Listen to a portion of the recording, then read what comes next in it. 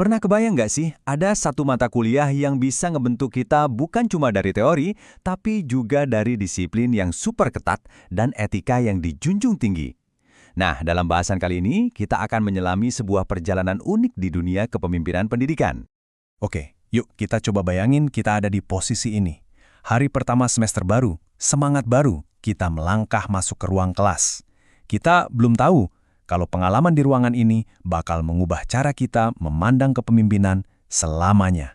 Lokasinya di sebuah universitas di Indonesia, mata kuliah yang kita ambil namanya Kepemimpinan dalam Pendidikan, yang diajar oleh Dr. Syamsuddin. Tapi ini bukan sekedar mata kuliah biasa loh, dan kita bakal segera tahu kenapa. Di hari pertama, kita nggak langsung dikasih buku teks.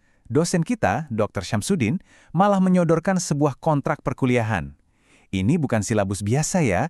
Ini tuh semacam perjanjian yang akan mendefinisikan setiap interaksi kita selama 1 semester ke depan. Nah, jadi apa sih isi dari kontrak ini? Bagian pertama yang akan kita bedah adalah aturan mainnya.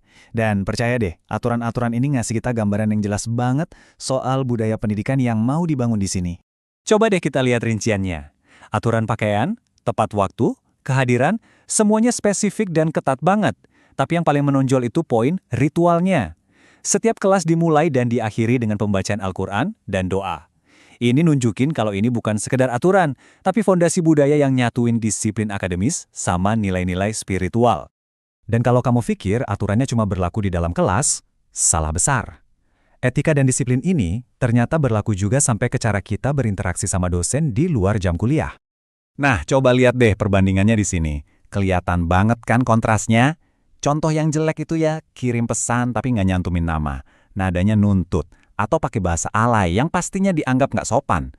Sebaliknya, contoh yang benar itu super terstruktur. Ada salam, identitasnya jelas, tujuannya singkat, terus ditutup pakai ucapan terima kasih. Ini benar-benar pelajaran soal rasa hormat dan profesionalisme. Nah, ini dia nih contoh konkretnya. Assalamualaikum, saya Ika Rahmawati, maaf mengganggu, saya ingin menanyakan, terima kasih. Lengkap banget. Semua elemennya ada di sana. Salam, identitas, sopan santun, tujuan yang jelas, sama penutup yang hormat. Ini bukan lagi soal ngirim pesan, tapi udah jadi praktek profesionalisme dalam tindakan nyata. Oke, setelah kita paham aturan mainnya, sekarang kita masuk ke dagingnya, alias pembelajarannya. Kurikulumnya ini ternyata perpaduan yang menarik banget loh. Ada teori-teori kepemimpinan dari barat yang fundamental, tapi juga dicampur sama model-model yang akarnya dari nilai-nilai lokal dan Islam. Jadi, gini nih perjalanan kita selama 1 semester. Awalnya, kita dikasih fondasi teori-teori kepemimpinan klasik dari barat. Terus, diskusinya makin dalam ke model-model yang lebih spesifik, termasuk salah satunya kepemimpinan profetik. Nah, habis itu fokusnya jadi praktis banget. Kita ngelihat peran kepala sekolah dari berbagai sudut pandang. Dan puncaknya, tentu aja riset lapangan, di mana semua teori itu diuji sama kenyataan. Salah satu konsep kunci yang tadi disebut itu kepemimpinan profetik. Intinya, ini adalah model kepemimpinan yang dasarnya dari nilai-nilai Islam dan teladan Nabi. Ada 4 fungsi utamanya, pathfinding, atau nunjukin jalan dan visi. Terus aligning, buat nyatuin tim biar tujuannya sama. Lalu empowering, buat memberdayakan semua anggota. Dan yang paling penting, modeling, alias jadi contoh atau teladan langsung. Oke, sekarang gimana caranya semua teori ini diuji di dunia nyata? Nah, disinilah para mahasiswa benar-benar keluar dari kelas. Mereka mempraktikkan langsung apa yang udah dipelajari lewat sebuah proyek yang namanya mini riset. Prosesnya itu jelas dan terstruktur banget. Pertama, mahasiswa harus turun ke lapangan, ngamatin langsung gimana sih praktik kepemimpinan di sekolah Islam. Kedua, mereka harus nyusun temuan mereka jadi sebuah laporan yang sistematis. Dan terakhir, mereka harus presentasiin hasil riset mereka yang nantinya bakal jadi bahan diskusi seru di kelas.